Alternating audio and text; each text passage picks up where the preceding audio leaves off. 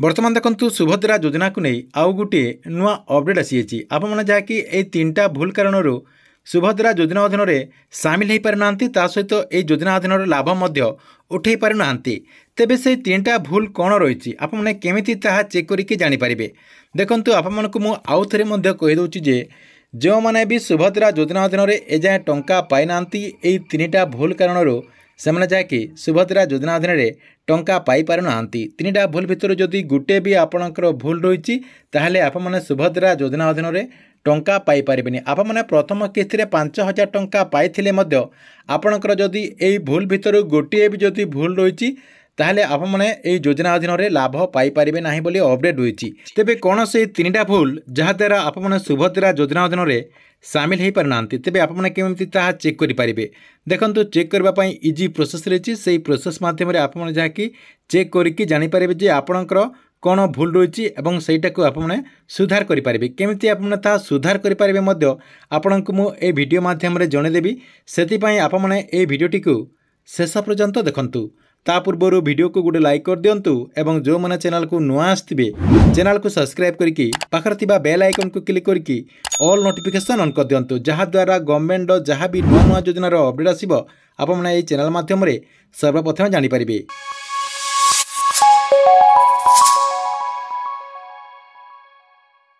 तेबे देखंतु कौन सबू भूल पाई आपने जहाँकि सुभद्रा योजना अधीन में टंका पाई पार ना। प्रथम आपणकर भूलटी को जानापी आपण कौन करेंगे आपणकर जो सुभद्रा योजनार जो वेबसाइट रही से वेबसाइट को ओपन करदे। ओपन करदे कि सेठी आपने आपणकर जो स्टेटस रही से स्टेटस टी को चेक करदे। आवेदन स्थिति आप क्लिक करके आपणकर जो स्टेटस रही से स्टेटस टी को चेक करदे। स्टेटस टी को चेक करदेला देखो आपण सामने एमती गोटे पेज जहाँकि ओपन हो ओपन हो गला प्रथम देखिए आपणकर जो ई81 स्थिति रही से ई81 स्थिति आपणकर कौन शो करपणकर कंप्लीट होती कि पेंडिंग शो करटा आपने सर्वप्रथम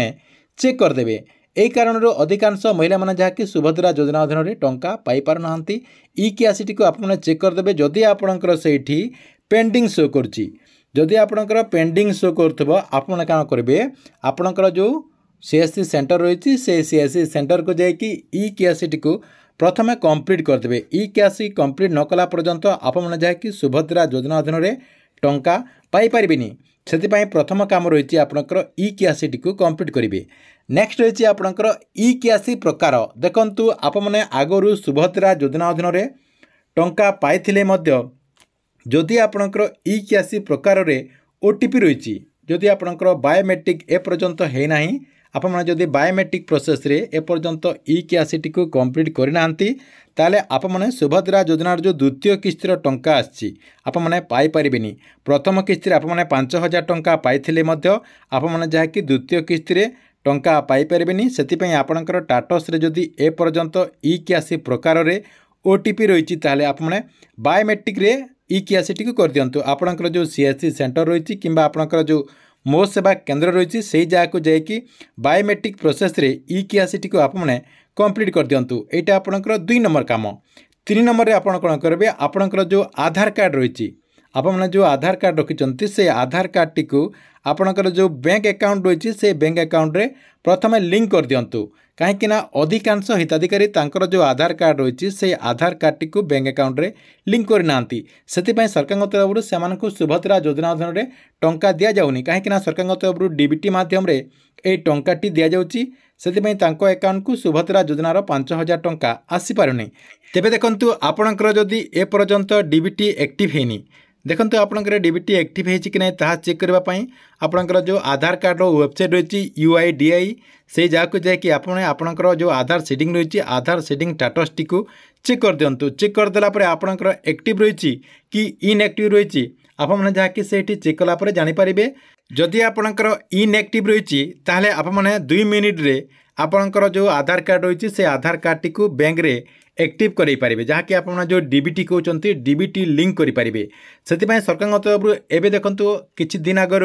गोटे आपणकर नुआ प्रोसेस आरंभ हो जाए आपणकर जेकोसी बैंक होता ना कहीं आपण जहाँकि अति सहजरे डीबीटी एक्टिव करेंगे आपणकर SBI bank of Baroda Indian bank जहाँ भी आपणकर बैंक रही सब बैंक आपने डीबीटी एक्टिव मात्र 2 मिनिट करेंगे आपण मोबाइल मध्यम करेंगे आपणकर जो एनपीसीआई जो वेबसाइट रही से वेबसाइट को जाकि आपन जहाँकि आपणकर आधार नंबर अकाउंट नंबर एवं आपणकर मोबाइल नंबर देकी आपणकर डीबीटी एक्टिव को मात्र 2 मिनिट डीबीटी को एक्टिव करेंगे जदि आपने निजे करें आमर ये जो वीडियो रही वीडियो कमेंट बॉक्स रे आपने कमेंट करूँ आपण से नहीं गोटे वीडियो नहीं आसवा आपने से प्रोसेस रे आपणकर डीबीटी को एक्टिव करेंगे ना आपण कौन करेंगे आपणकर जो सीएससी सेंटर रही आपण पाखे मो सेवा केन्द्र किंबा आपणकर जो सीएससी सेंटर रही से जगह को जाकि आपने आपणकर डीबीटी को एक्टिव करेंगे आपणकर नुआ प्रोसेस रे डीबीटी एक्टिव वर्तमान आरंभ हो जाए मात्र 2 मिनिट रे आपणकर डीबीटी को एक्टिव करेंगे आपण बैंक को जावाक पड़ोनी जहाँकि आपने 2 मिनिट आपणकर डीबीटी एक्टिव करिकी सुभद्रा योजना अधीन में टंका पाइपर ये आपंपाई 3टी कारण ए 3टी कारण आपने जहाँकि सुभद्रा योजना अधीन में वंचित रोचंती एवं सुभद्रा योजना अधीन में लाभ पाइपर ना से आपणकर ई क्यासीटी को प्रथम कंप्लीट कर दिंतु ता सहित जदि आपणकर ओटीपी बेस ई क्यासी आपणकर प्रकार जो आपणकर कहुच्छी ओटीपी बेस जदि आपणकर रही बायोमेट्रिक प्रोसेस रे ई क्यासी कर दिंतु ता सहित आपणकर आधार कार्ड टी को बैंक अकाउंट रे लिंक कर दिंतु यही सब करदेला आपने जदि योग्य होइतिबे सुभद्रा योजना अधीन में 5,000 टंका पाइपर।